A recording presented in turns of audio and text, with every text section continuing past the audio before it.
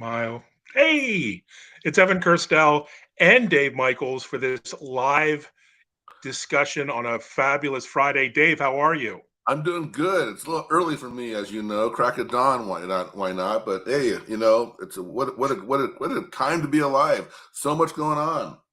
Yeah, and noon is early, I guess, for you, but okay, we'll deal with that. Hopefully, I'll be able to wake you up a little bit.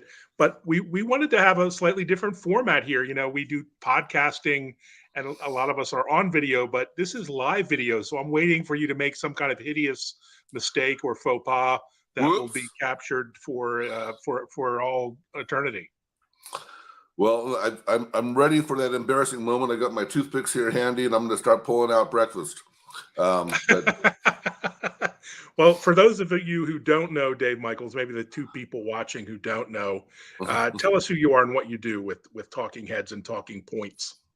well, similar to you, I am a analyst extraordinaire, except for that I'm with a small e on extraordinaire, unlike yourself.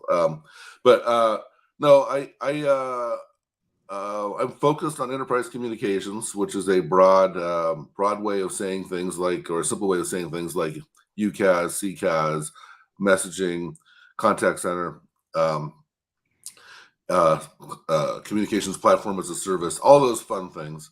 And I'm very active as an independent analyst, and I'm pretty active on social media, though not quite as active as you. And I think the difference between myself and a lot of the other people that are really focused on this space is that I just love it. I just do this because it's fun. I seriously love enterprise communications. It's a great subject area. You do. You love phones, fax machines, the new kind, the old kind. You don't discriminate against old technology. I have an archive. I have a museum of collector's items. Um, So let's flash forward from the past to the present. You do this thing called the Insider Report. every I month, subscribe to it. You have I don't know how many thousands of subscribers, but you do it monthly, and it's hundreds of thousands of subscribers. sorry, hundreds of Yeah, millions. yeah. No, Uh, the insider report actually is not hundreds of thousands of subscribers because there's not that many insiders. See, it's actually written to insider audience. I don't, for example, explain things like VoIP. If you don't know what VoIP stands for, you're probably going to be confused in my newsletter. So no, we don't explain a lot of acronyms. Kind of assume that you already know what's going on. And most of my subscribers are indeed people that I would consider insiders. I've got a lot of the vendors themselves, a lot of the consultants, many of the analysts, both industry and financial.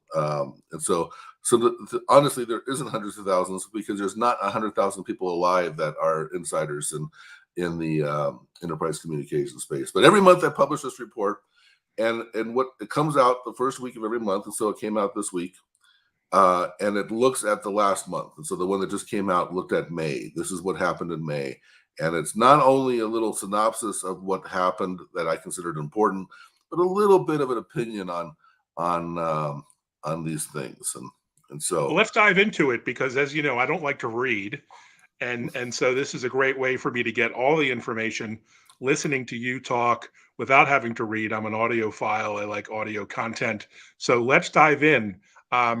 Number one story in your mind from last month in enterprise communications. What was it? Well, so on page one, the report is kind of starts off with a blog point, not really a story at all, just an overall observation. And May was a crazy month. I mean, it was really a crazy month in a lot of different ways. And Evan, I know you are very active in the crypto space, and so without even bordering enterprise communications, the whole thing with stable coins and all that nonsense. May was a very, very tricky month. I talked about a lot of things that changed in the markets. The markets were crazy. We saw some really incredible lows, and you know, incredibly. Some of these companies that we cover closely, Evan, were just so cheap. It's just ridiculously cheap. I couldn't believe it. But I think most important was how many things reversed in May.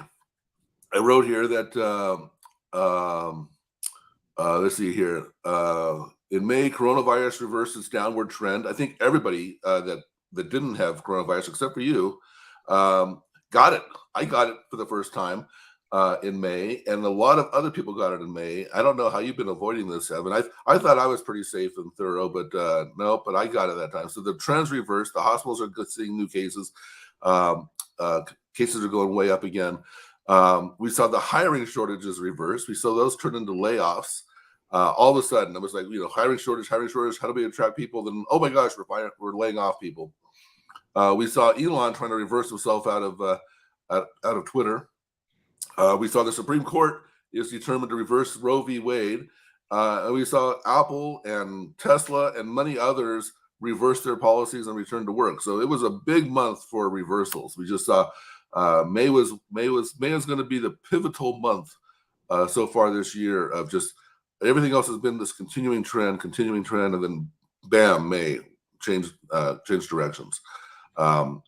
Now, I think you tweeted something along the lines of everyone you know is getting COVID. Is that accurate? Yeah, everyone, but that hasn't stopped the march back to the office. It seems, at least with hybrid work. I guess we're just going to live with it.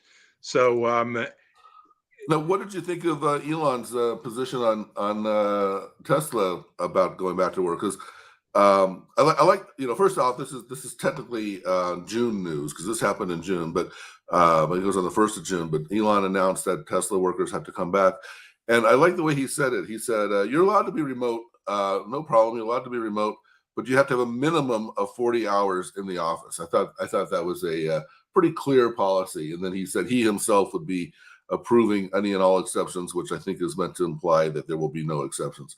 But I got flashbacks to Marissa Mayer at Yahoo. I mean, it seems in 2022 that being that strict on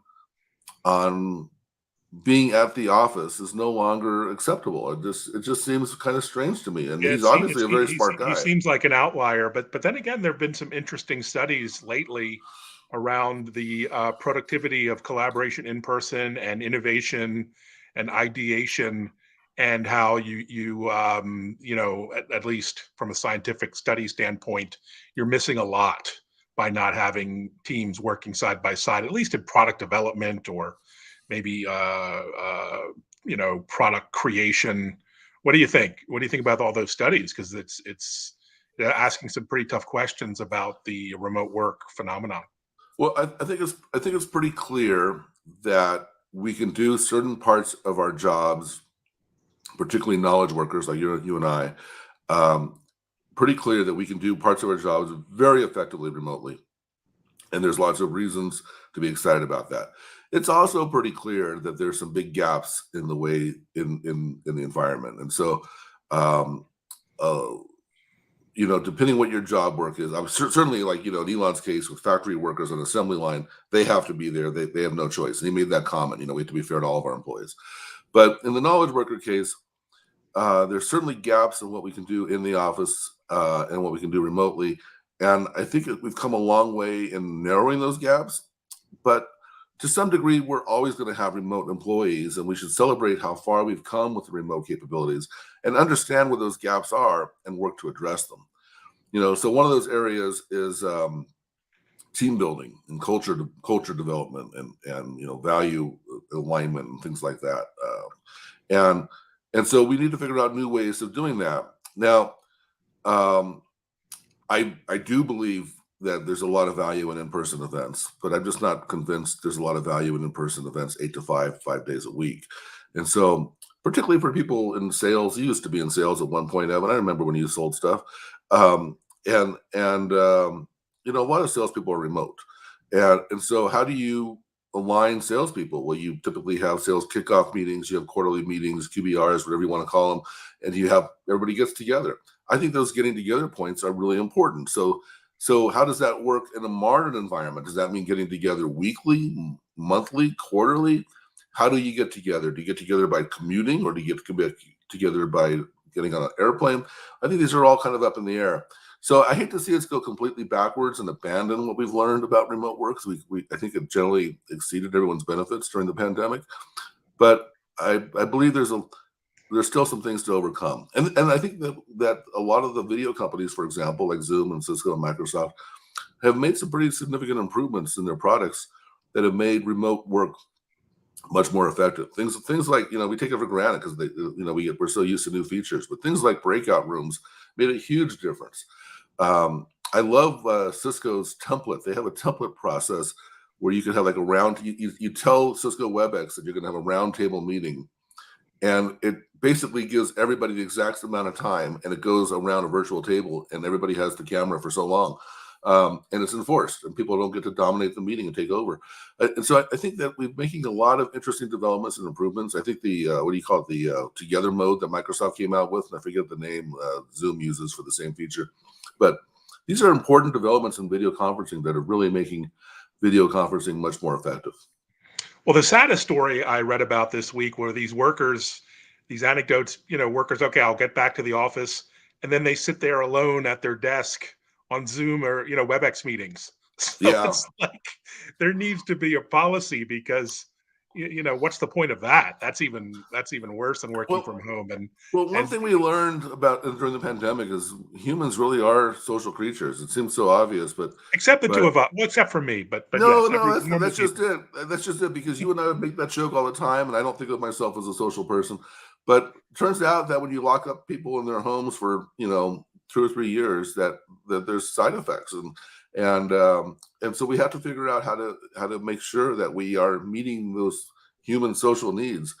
And there's been, again, some interesting progress around that. I've done trivia games and board games and family reunions all on video. wine tastings. Wine tastings, yeah.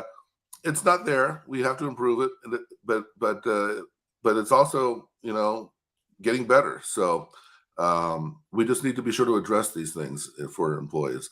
But I don't like the Marissa Mayer and Elon Musk saying everybody must come back, non-negotiable.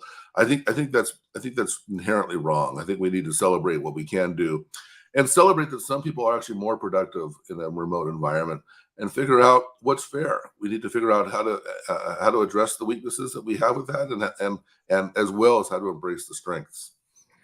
Love it. So let's shift gears a little bit. I'm a techie. I'm a geek, self-proclaimed. And let's dive into some of the technical news or maybe announcements. You had, chock full of updates in the newsletter on industry news. What's really caught your eye? The way I build this is that all month I'm kind of watching the news, and Zias and I do that weekly newscast called Real Time Recorded. So I'm kind of gathering the news all month, and I basically cut and paste stuff into this document. This document is, as it gets built during the month, gets all these different categories. So I start off with the general news, and then I get into specific things like video and customer engagement in separate sections, and then by the end of the month, depending on how much news there was, I either delete a whole bunch or expand a little bit or whatever, to kind of fill out the report. So this report actually, we had the big drain from Enterprise Connect, which was back in the end of March. And so actually April had really light news. Hardly everybody put everything out in Enterprise Connect.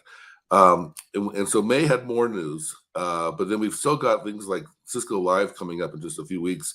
And so still a lot of organizations are kind of holding their news. So anyway, the next section of the report is general industry news. So I just hit on some interesting topics that I thought were worthwhile. For example, I didn't really cover Google I/O because Google I/O didn't have a whole lot of enterprise comms news, but there was a mention there of RCS, and I think RCS is pretty interesting. So the first story in the general industry news section is about RCS.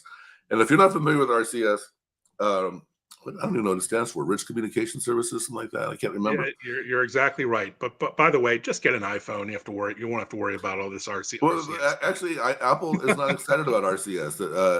Apple's fighting RCS, and so RCS is this 15-year-old standard that has always been a year away, and it's been ridiculous. And a lot of people, like Disruptive Dean, if you follow him on Twitter, is very he's done with it. Yeah, he's got a very strict 14-year policy, and if you take longer than 14 years to get anywhere, he's not going to follow you anymore.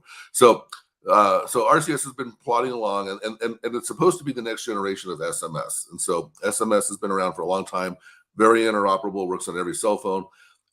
works pretty well, except for it's really obsolete. And that's why they've been trying to update it for 15 years. And so things like typing notifications or things like encryption and things, a bunch of features you might take for granted in iMessage or Facebook Messenger, they are in SMS.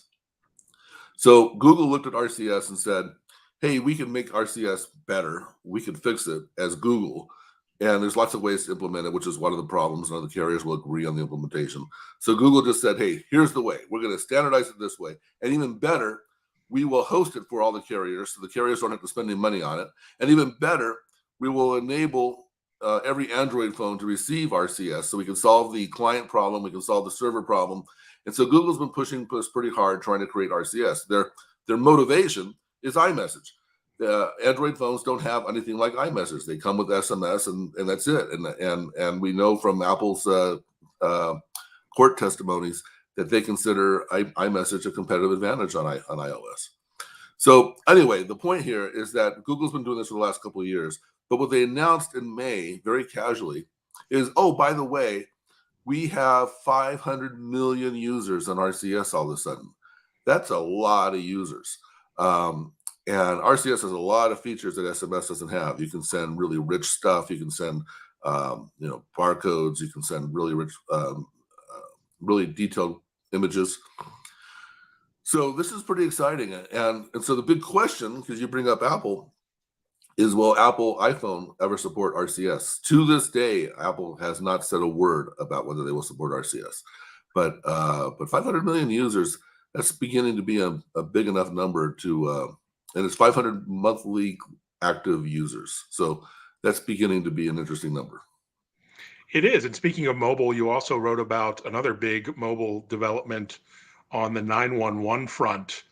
AT&T is really starting to deploy true location-based routing for mobile calls to 911. 911 is basically held together with spit and tape, as far as I can tell, and it's part of the first wave of updates we saw in Texas with this terrible shooting. How there was so much confusion around all the 911 calls and location, and so this was a big step forward, right? Yeah, it's interesting. You say spit and tape, but the 911 network from a wired perspective, from the old wire phone, I'm sure you have one somewhere around you. No, I do not. Only you, Dave. You're the last man standing. So the 911 network from a wired perspective is rock solid, couldn't be better. It's gotten better and better over the years, and great. The spit and tape comes in when you use the mobile phones, and the issue, of course, is location. So what AT&T did, they actually did what T-Mobile said they would do years ago, but T-Mobile hasn't done it yet, is enable some sort of location on the cell phone. Now, the way it works today, when you call 911 on a cell phone, is it knows what tower you called from. It says, okay, we know we have an emergency by some tower in your neighborhood, and so we're going to send an ambulance or police or whatever there. The problem is those towers have like a 10-mile radius. So that could be a pretty significant area. Nobody really knows where the actual accident is. How do you get the actual address information of a mobile phone when mobile phones don't have fixed addresses? So the answer here, it actually took some work from both Apple and Google. They wrote some new software so that when you dial 911, because the smartphones have GPS, it will actually send that information to AT&T. So when you dial 911, you are giving up rights to your privacy, because normally apps and people can't access your GPS information. It's pretty secure on your phone. It's a separate walled off area. So now, without even doing anything, you just dial 911, you're sending your location information. So this is good, because this is what people expect. When people expect that when you dial 911, that it kind of knows where you are. And so whenever you align expectations, that's good. It's also really bad, because this is a wall of privacy that has been violated, and it's supposedly secure, where only 911 users can reveal their information. But I know, and you know, that there's going to be hacks. And now that this capability exists, there's going to be ways to get that information, and there'll be security hacks and all kinds of problems. Or even worse, there'll be some sort of event, like 9/11 event type or whatever, 911, 9/11, whatever, that we say, hey, we need to just make this 911 or location information available all the time, since it's already built into the phones. So I'm a little nervous about where this is going to go, but in the short term, seems like a logical thing to do. I'm excited about it, and AT&T deserves some credit for being the first to roll this out. They've only rolled it out to about 15 states right now.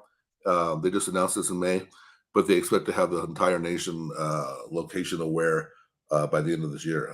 I think by the end of the Yeah, summer. that's huge. And it's a just amazing capability, when it comes to your friends, loved ones, family, to know that's in place. Two more telco stories that caught my eye as a telco geek for many decades. Canada finally banned Huawei. That's a little bit of a surprise and a big deal. Canada's had Huawei, in their networks for quite some time. This is the Five Eyes alliance flexing its muscles, huh? Yeah, I guess it's not surprising news since Canada was the only country of the five that was still allowing Huawei, so they gave into pressure. This was really probably Trump's effort. He really went after Huawei pretty hard.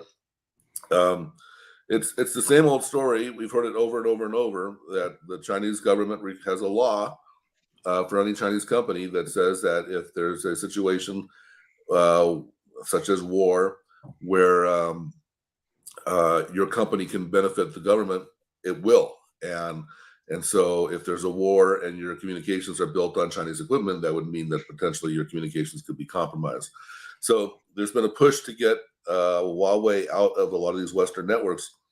The problem is the Western networks bought Huawei in part because it was so inexpensive. So we've been building it out for years and years, and it's been working. And both 4G and 5G equipment is from Huawei. And now that Canada is the fifth of the five countries, I think I listed the five countries if you can see it in there. I don't have them offhand. But oh, here it is. It was, I don't see it. Here US, it is. UK, Australia, New Zealand, and Canada. My Yeah, so favorite these, five. thank you. So those are the Five Eyes, and so all five of these countries are all spending billions of dollars to replace their Huawei equipment in the name of national security, and Canada is the latest to join that party. So bad news, I guess, for Huawei shareholders, which I guess is the Chinese government. So Yeah, I'm not crying too many tears. Next on the again on the telecom rant here, SpaceX Starlink is just on going gangbusters. I think you said 32 countries now, and yeah, it's they're available in just 32 going on and on. countries, adding more. And, Ukraine really pushed them ahead of schedule. They've sent a lot of gear receivers over to Ukraine to help them with communications. But Starlink is both, really, it's just a fascinating. We've never had a global satellite system that was reasonably short delay times. And so Starlink is plodding along. And I think this is probably the part of the concern with Elon Musk and Twitter is how much can Elon Musk really do? He's running SpaceX, he's running Tesla, and you can say Starlink, although it's part of SpaceX, you can say it's kind of a separate issue because he's rolling out, just happens to be rolling out in his spare time, a global satellite network very effectively. I had the prices in there, prices start around $110 a month, and they work in now 32 countries, and technically they work in a lot more countries. It's just that they're not selling it in those countries, and so pretty major achievement that's barely getting any headline attention at all. It's just kind of Major and life and death in many of these places, including Ukraine and emerging countries. So I love yeah. it. Are you going to get a Starlink for your van?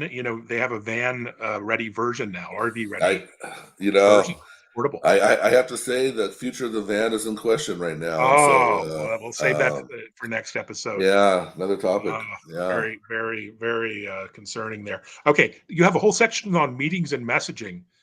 I'm always yeah. amazed at how detailed depth you go into devices. You really do I you love actually tear devices. I apart the love devices? devices. Do you do like a tear down of the electronics, or do you just focus No, on just no, I'm features? not. I'm not that kind of engineer. Okay, so Poly has Uh, new devices, but Cisco I has want new to say devices. in this monthly report, the meetings and messaging section is almost always the longest section. There's a lot going on in this section that it sometimes competes with contact center as a service or contact center section, but consistently meetings and messaging, there's always the most news in. You've got every UCAS vendor has a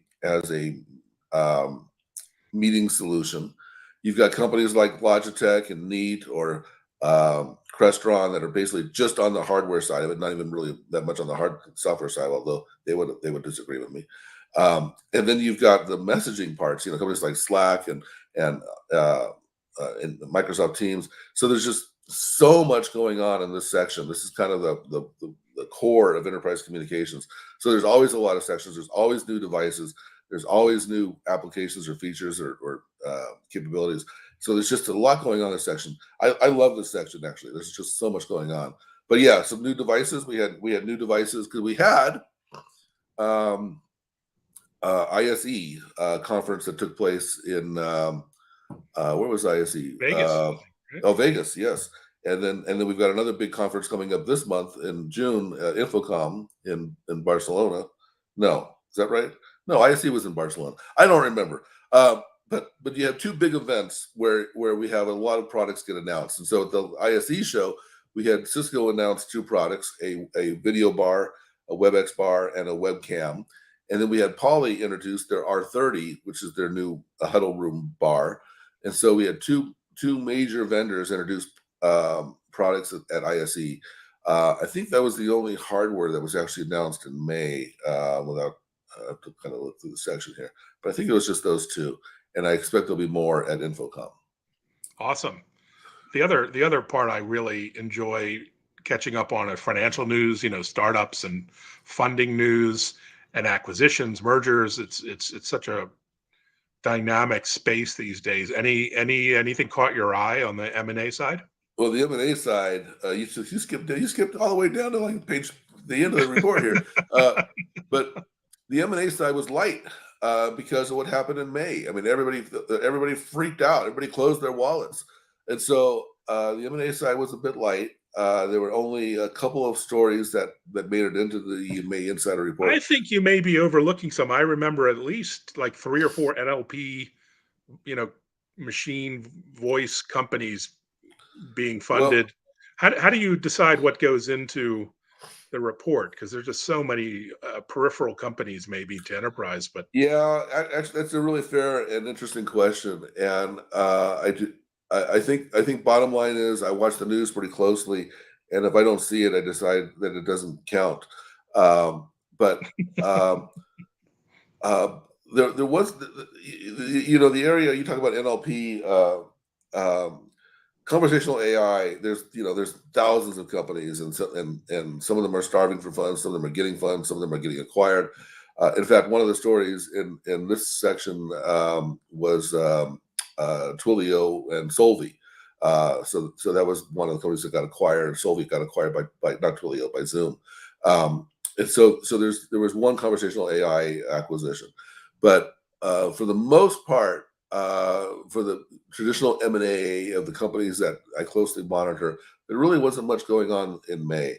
I think there's going to be a lot going on if May was a indication, because a lot of funding dried up for companies. So there's going to be a lot of really good companies that go bankrupt. In fact, I had in here Subspace. Where did Subspace oh, go? Subspace, Uh, RAP. Yeah, I see. I uh, didn't even know that. We've had them on the podcast, and yeah. it sounded So so promising. What happened? So Subspace looked really promising, really interesting. What they're doing is they're using gaming technology and gaming to help drive real time communications and enterprise communications.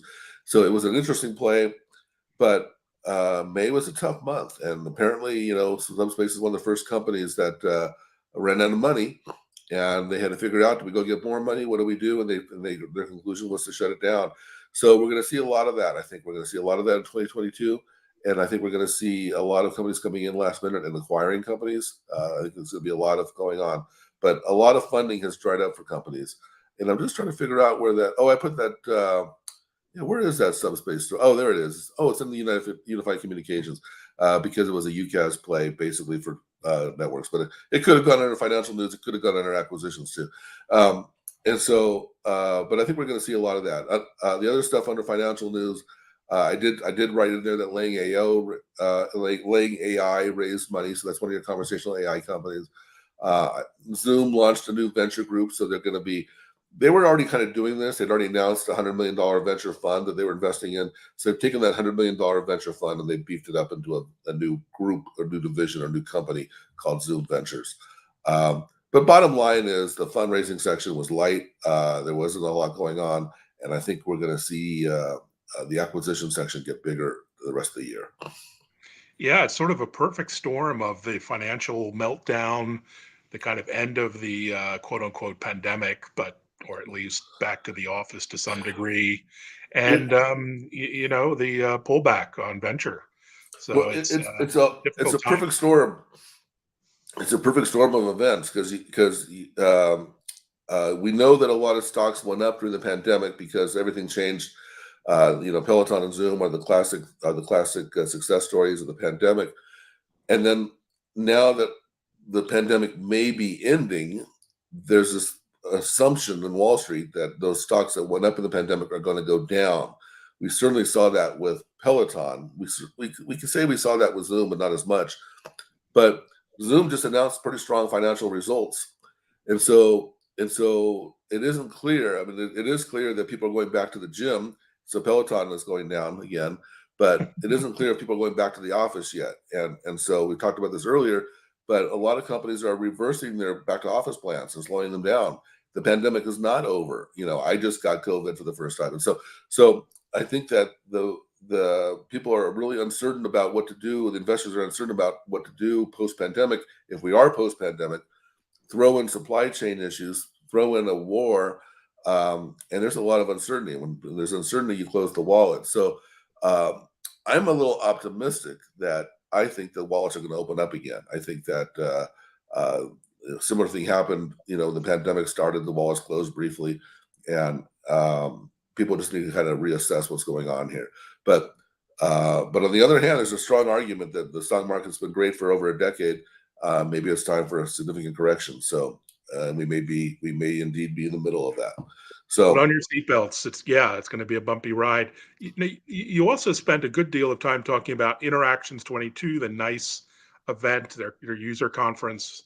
I didn't attend. I didn't really pay attention. So, what were some of the takeaways? I think VR was a big topic for so a reason I can't quite understand. But tell us. Interactions 22 is interesting. You and I don't normally attend customer conferences. And so we go to a lot of industry conferences, we go to vendor conferences, analyst conferences, but customer conferences are obviously aimed at the customers. And so Interactions 22 is a customer conference. I don't normally attend them.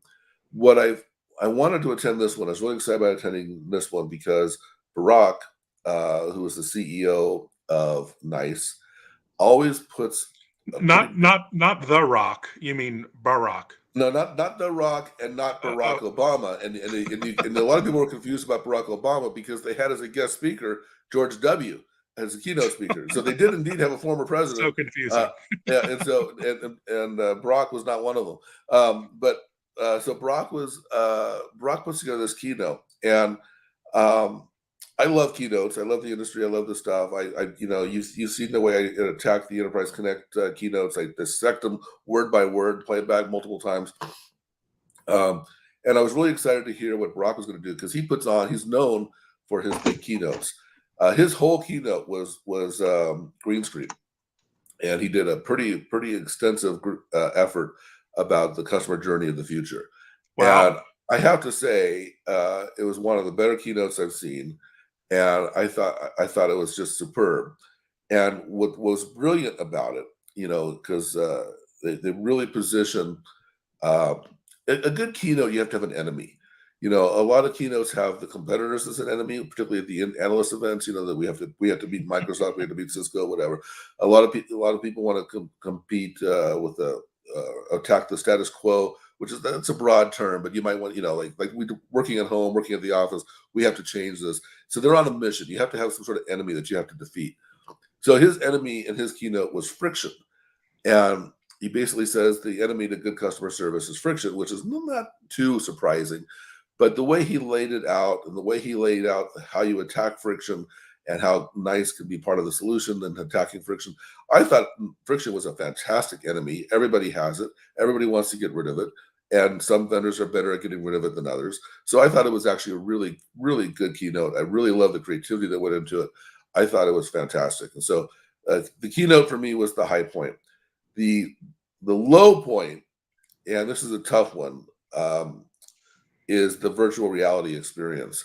Now, back at Enterprise Connect, I was on a panel about the metaverse, and a couple of my colleagues on the panel were pretty excited about the future of the metaverse, how great it's going to be.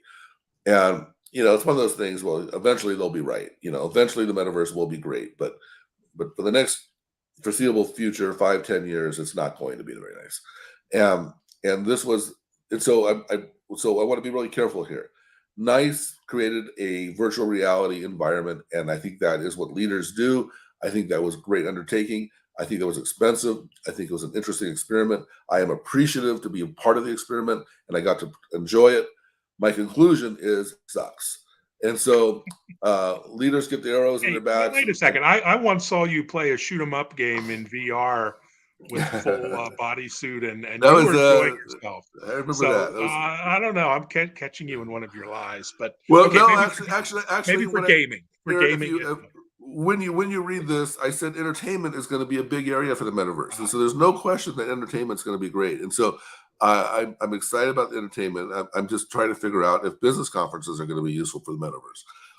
And so they had keynotes in their normal streaming content, and you watch it on your PC screen, and then they had sessions that were in VR where you had to put on your little whatever these Oculus goggles, and you go in and build your avatar and interact. And I have to say, the keynotes that I watched or the presentations I watched on my traditional screen were great, and I have notes. The presentations I watched in VR, I have no notes because, of course, you can't take notes because your eyes are covered. Couldn't even drink my coffee, so I kind of fell asleep during them. You couldn't hear as well because it's harder to adjust the volume on a VR setup, and you have to look at the slides because you're supposed to look at the speaker over here, and then the slides are over there. So you end up sitting here like in this position the whole time, watching the slides. No reason to watch the slides. You can't take any notes. I thought the whole thing was a distraction, and I thought the whole VR thing was a distraction. I wrote in here, it was a habit trail. For every VR event I've been to, they build these incredible. It's like, hey, we're not limited to physical buildings anymore. Let's just build this incredible space. I don't know how many floors there were in this VR space. I'm going to say there must have been 25 floors, stairs everywhere. And so you keep walking around, going up and down stairs and going around trying to find people. There's one thing that you can do really well in VR is throwing. So there's throwing games, there's dart games, there's basketball games, there's throwing games on every floor, which is fun. But I have to say, I'm pretty damn good at hoops on VR. But for the most part, all you're doing is walking around, getting lost, trying to figure out where you're supposed to be, and then you get somewhere, and then you kind of, your avatar stands there, and you see a lot of avatars that are just kind of abandoned, and they're just like, obviously the person probably went to go get a piece of paper for notes or something. They just abandon their avatar, and so you see all these dead corpses kind of floating around. it's a Walking Dead. It's Walking awesome. Dead. No, and so absolutely, the metaverse is going to be great for entertainment, and I see certain use cases where it's going to be great. I can see it in engineering, I can see it in manufacturing. I guess that's really engineering. I can see it in real estate speculation, and I want to know what the views will be from this 40-story building we're going to build. Yeah, So there's a luxury component. People are trying out their car interiors and their yeah. airplane layouts and things. So lots I, of use cases. This I might will not. say that the spatial element, what you're talking about, one of the examples I always hear about is the hotel room or the stateroom. So if you're a cruise line and you have all these different staterooms on the cruise, and you're trying to sell upgrade, to the different staterooms, that you'll have a VR experience and people can go in and try them out and decide whether the upgrade is worth it. I can see that making sense. You only have to build it once, and they'll be used over and over and over. I can see all that making sense. But one thing I've noticed with the VR solution, at least the experience I've had, is it's not really good at spatial. It's not really good at. I don't know, for example, if you're short versus really tall, or small versus really big. I don't think the VR takes that into account. And so a stateroom would be a good example. I don't know if anyone's told you, Evan, but you're kind of big.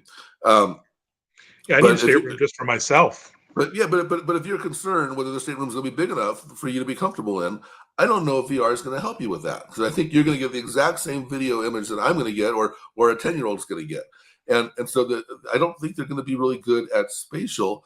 I don't think they're going to be really good at understanding, if you're short or tall, and if I don't think they're really going to nail this stuff for a long time. So even the best examples are, well, now you can try this out, you can do whatever. I don't buy it. I think it And yet will indeed get there. all the marketing hype continues on. Didn't Zoom announce a meeting or collaboration metaverse of some kind? What are they doing? No, they did the smart thing. They because Facebook announced the metaverse meetings, and so you can have your avatars and your fish and your whatever all show up to a meeting. But Zoom said, well, some people just want to be at a desktop, so you can zoom in from your desktop and show up into this ridiculous VR meeting too. So Zoom did the smart thing and said, hey, we'll make your silly VR meeting useful by having a gateway to Zoom. But I think that, and that way people can take notes and participate more. So I I think there's a lot of work to do an avatar, more than people realize. And so, you're walking around, and I made a beautiful avatar. I tweeted it. You probably saw it. I was so handsome. It's actually better looking than most people's avatars are better looking than themselves, because I picked the fattest one they had, and it wasn't very fat. I picked they had no gray hair option, so my hair was jet black, and so I look pretty damn good as an avatar. But so you go up to people in the VR space, and you can recognize some people. You talk to people, and you have the spatial audio, so if you're next to each other, you can talk, but other people can't hear you, and it's just weird, because when you talk, you're looking for visual cues, you're looking for things, and none of that's there in your avatar. And So it's like you can't actually, two people can't look in the eye. That's the big thing. That's the they big, can't look in the eye, and you're there's ways looking, to who knows? solve that. The Apple Animoji technology, whatever, which is actually a video camera that's turning you into a cartoon. So there are ways to solve that, but it's a lot of effort, and it only really works if you're looking at the camera. Well, hell, if you're going to be looking at the camera anyway, you may as well just use video so people can really see what you're doing, instead of So there's a lot of interesting things happening here, but it's all kind of a science experiment and curiosity. If you just want to have a meeting, just use video technology today, and way better off. So, but I have to really commend. I've had my opinions on VR for a while, but this is one of the very first experiences where I really got to spend some good time building my avatar, really doing some interesting stuff in the space and experimenting and really getting good at hoops. And I really appreciate the experience. I got to give a call out to Avaya too. I don't know if you remember this, Evan. It's been at least 10 years. Avaya had a product, Engage Alive, something like that. I can't remember what it was. It was And like you also Second Life, sort of, but it was like Second Life, and you did everything with it. You didn't have goggles. You did everything with a keyboard, and you built an avatar, and you walked into a meeting, and it was very similar. I have to say the experience was very, very similar. And so the difference in 10 years is the goggles, and so it's a little more 3D immersive. But the technology is basically the same. My avatar was basically very similar to my avatar now, I had the same problem. I went to a presentation. There was a speaker over here. There were slides over here, and when the speaker started presenting their slides, everybody turned to look at the slides. I didn't turn to look at the slides because I was busy doing other stuff. And the speaker called me out and said, Dave, why aren't you looking at my slides? So there's like, you know, well, so my favorite episode of The Office is the one where Dwight has his Second Life character, and Jim comes in to kind of stalk him. So yeah, and in Second Life, Dwight is a paper salesman who looks exactly like he does in real life, because he's yeah, living his dream best life. So why wouldn't he do that in Second Life? So yeah, all I want are my Apple glasses. I think the rest will follow. Give me, an amazing wearable immersive experience that doesn't make my head sweat, and then I'm willing, to try anything. So I think we're all waiting for like the Apple glasses, probably a year from now, or 2 years. I think AR is going to be really interesting, because that way you actually can take notes and stuff like that.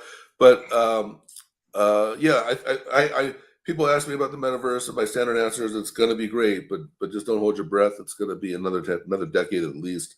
But until then, I tell you, I installed miniature golf on this Oculus, and I have to say they nailed it. Miniature golf, and in fact, I would say miniature golf is better on the Oculus or ping pong. Ping pong is even a better example.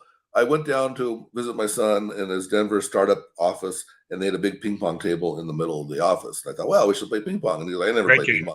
pong. What's that? Great game. Ping pong Great, is great wonderful. game. And I said, how often do you play ping pong? He goes, I never bother. You know, it's like, if it's there all the time, it's just furniture. It's just in the way. But so we started playing ping pong, and this may surprise you, Evan. I'm not the best ping pong player, and so basically, ping pong is a lot of you hit the ball, and then somebody goes and gets the ball. Then they hit the ball back, and then I have to go pick up the ball. So half the game of ping pong is going after the ball, picking it up, and walking back to the ping pong table. And probably a little bit more than half the game. And so after a few times of this, we stopped and put down the paddle. So well, that was fun, and we moved on. Then a few days later, I installed ping pong on the Oculus, and they have improved it because now I don't have to go chase the ball. I missed the ball. I just click the button, and the ball's back in my hand, and I'm ready to start again. If you get rid of all that nonsense of having to go chase the ball and pick it up and bring it back to the table, it's actually a much more interesting game. And it's the same thing with miniature golf. You putt the ball, and then you hit the button, and then you're at the ball again. You don't have to walk I'm going around. to try both of those, and what I enjoy doing actually is something you enjoy doing in real life, but I do it in VR is diving and underwater immersive video diving experiences where you can really look around and almost touch the Yeah, fish, and it's pretty HD, pretty high quality. So it's that's absolutely very relaxing. amazing. Absolutely amazing. The diving is probably better than there was a jungle one. The jungle one was really a film, and so you can look around and look down and all that stuff, but it was a film in wide format. The fishing ones or the end of the sea, they're more likely to be generated where the fish are actually programmed to swim around. So no matter the issue is, if I moved over here, can I get the right angle? Where in the jungle one, I really couldn't because it was based on what was captured by film.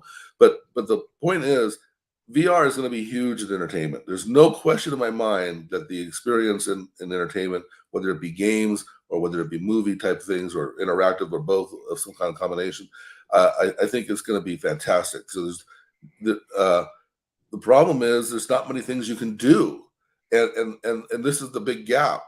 I got the Oculus, and when you have the Oculus, you also have these things in your hands, so it knows where you're looking, and it knows where your hands are and which way your hands are facing, but it doesn't know where your arms are. It doesn't know where your legs are, whatever. So, for example, exercise. All the exercise classes on the Oculus are, I would say, 90% of them are boxing because they know where your hands are.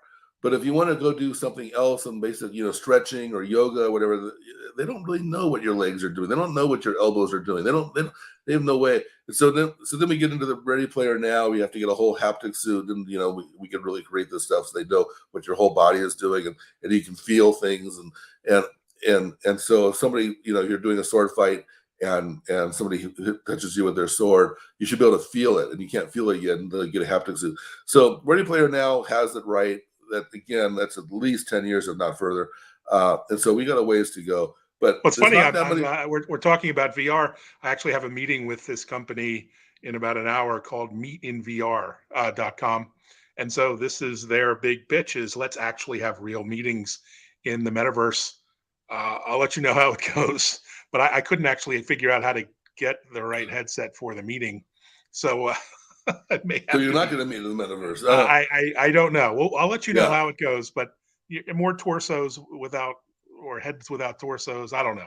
We'll see, Yeah. but I'm No, excited. I'm excited about these companies, and there's these are the pioneers, and there's no question in my mind we're going to figure this out.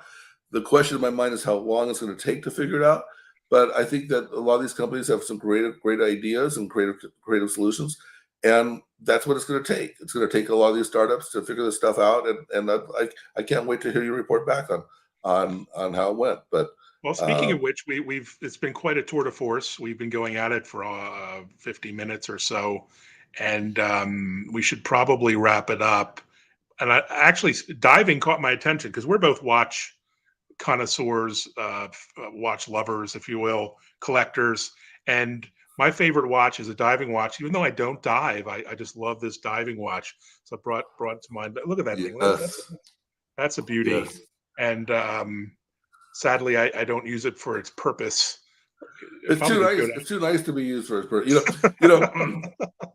I've been a watch person all my life. You and I, we were watch people, We have but that common, we're right? we're sensible watch people. We're not buying $20,000 watches every week. We're Yeah, this is buying. about an $800 watch, which Yeah, isn't yeah, cheap. Yeah, it's it's a very nice watch, and congratulations on that. I bought a nice dive watch when I was in high school, and I was a tag hewer. I loved it. I wish I still had it. Uh, but it was a high end dive watch, and Seiko had a high end dive watch and whatever. But I went diving recently, and I didn't have a watch, and I just went and bought like a $40 Casio, and it worked great. And so, from a dive watch perspective, there's nothing really what are you wrong with a actually $40. trying to do as a diver? Tell me, is it actually keeping track of how much oxygen you have left? Basically, is No, it that? no, no, no. It's Oh no, all okay, basically it's telling you the time. And a that's lot of it. people like to run. A lot of people like to run a timer because you have to know how long you were underwater. But a lot of the dive equipment now has a complete computer on there, so you don't even need that. So if you don't have a complete computer, you're going to want the dive watch because it has to know how long you were underwater. But there's not much to a dive watch technically, and so like $40 Casio works great. But a watch like yours is a masterpiece. It's beautiful, and you enjoy it. And you don't want to waste that. If you go diving, go get yourself a Casio. You don't want to get that all dirty. Well, Um, speaking of watches, so what are you wearing? well, This is the I'm watch wearing. hour. I just took it off because to show it. You turned me Yeah, on to these Shinolas, Shinola, uh, very nice. and Yeah, so made this is my third or fourth Shinola, and I love them all. They don't seem to last very long. Might just need new batteries. I don't know. But this is an orange one. I'm pretty pleased with this one. I got this one pretty recently. But I like you and I agree that we like big watches, and so I like big watch. This must be like about a 38 or something like that. I don't know, around 37 40, maybe. 43, 40. I mean, you buy like 50 millimeter. I mean, you like huge watches, but and they still look small on you. But I like the big watches, but I like I like this one's got the orange. I like a little I like basic numbers and basic hands, and so there's not much you can do, and so you have to add colors or size or something to play And with that. I So like supporting a company that's in Detroit. They actually manufacture and design and the watches in the U.S., which is really unusual these yeah, days. And they're they're a Swiss. They're Swiss startup. parts. They use a Us Swiss. with Yeah, yeah. but I mean, the Shinoda's always got. You really can't see in this light, but I love the hands. I love this. Well, I should say swords. Uh, but yeah, I love buying watches. I've slowed down a little bit. I'm not buying them every week like I was at one point.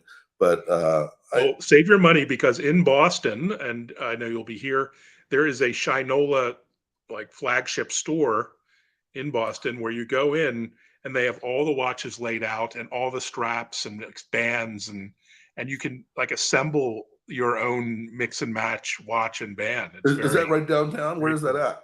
That's in the mall, Copley's Place, the big mall in the city of Boston. So very luxurious, and they have bags and bikes and every other kind of thing they make there. What I'm really looking forward to in my trip to Boston is I'm hoping there's going to be a thunderstorm. Okay, don't do that. Don't say that when you're. Hopefully, you'll be here. The Celtics will be the champions, and we can all sit back and pontificate on the number one NBA team being the Celtics. But until then, this was fun. I think you may never do this again, or we may do it monthly. What do you think? Every month. Every month. Hey, Okay. there's one other section of the newsletter I wanted to Oh, highlight. okay. I thought we were Which wrapping up, but we're not. Let's go. we are wrapping up, but just one other section here there's a section at the end called Goodreads. This one's got 17 articles that I found interesting in the month of May. But basically, these are just articles that I got nothing more to say. I think they were good articles, and I love them, and I think people should know them, and they're basically somehow related to enterprise comms. And I always think it's one of the best things in here is these curated articles. And You know what? there's so I sort of overlooked that, but you're right. I'm going to tweet every one of these articles and take full credit for there you finding them. go. There you And go. I like the last one here. Depressed. This algorithm can tell from the tone of your voice. Yeah, Wow. yeah. So that's an Yeah. interesting voice technology. So yeah, all of these have some sort of hook to enterprise comms, and they're not. I have nothing to add to them, so I don't write about them. I just put them in this one section, Goodreads, and there's You're usually like about you're an 10 editor. You're a curator of enterprise curator. Yeah, communications. Yes. yeah. Awesome. We do an Very good. amazing job. And you want to tell the viewers how much the newsletter is, or is that like a state secret? Well, You can't. actually, you go to talkingpoints.com. Pricing, it's there, but it Okay. starts off a full annual subscription for a single individual user is, I think it's $588 a year. So it's a bargain, as you would say in Boston, right? It, Bargain. it is a bargain, particularly like you said, if you are in the industry, how can you not keep up on all this stuff? I mean, it's career suicide not to be on top of insights and analysis and news. So very Exactly. good, sir. Well, we'll see you this month in person, and I'll In be reading the Boston. newsletter for June in July. Very good. All Thank you right. so much, Evan. Talk to you Take later. care, Dave. Bye bye.